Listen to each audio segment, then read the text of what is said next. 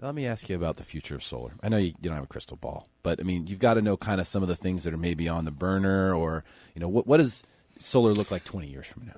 Yeah, it's a great question. I personally see solar as the first stage of how the central utility plant model changes, quite frankly. So today, there are a number of homeowners here in San Diego County that go solar on a daily basis and reduce their take from the grid, so to speak. You'll see more and more of that in different ways. So I think today one of our competitors announced commercial rollout of what they call battery storage integration with solar systems for commercial customers.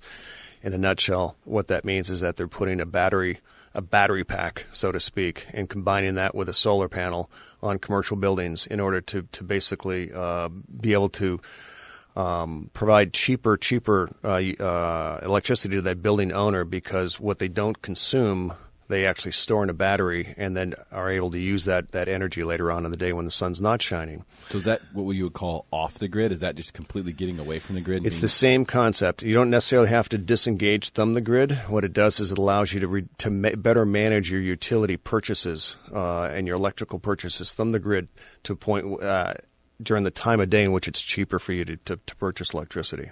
Wow. And we'll see more and more of that. As a company ourselves, we have, within our own product roadmap, being able to do the same thing on the residential level.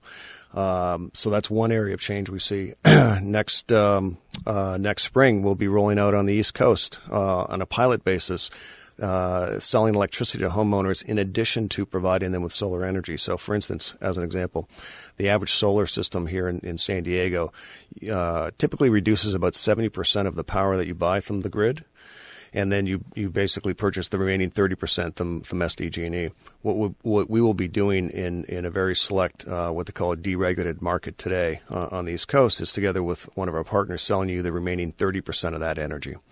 And so basically providing you with a full bundle of energy, a portion of which we'd maximize coming off your rooftop, the rest off the grid, but all in all, cheaper than what you'd buy otherwise. How is that even possible? So, I mean, do you get the power from here and somehow get it to the East Coast? Or are you pulling it from fields out there? I mean, how do you do that?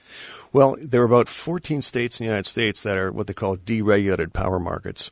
So one company, the local utility, actually owns and operates the transmission lines and distribution lines and the customer service associated with it. And then there are multiple companies that offer energy as a commodity.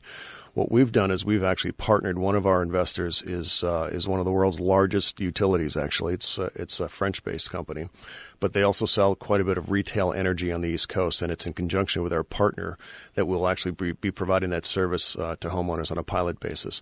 But we would expect expanding that significantly into new markets at the same time. So you're talking about on the roadmap for 2014 here in San Diego for people to be able to have those battery cells in their homes. Is that possible? Or is it going to be 2014, or are we going to be a few years out on that? I think we'll see pilots within a year here in San Diego, to be honest with you. I think we'll see pilot projects on a residential level within the next year. Full scale commercial within 2 is what I would project.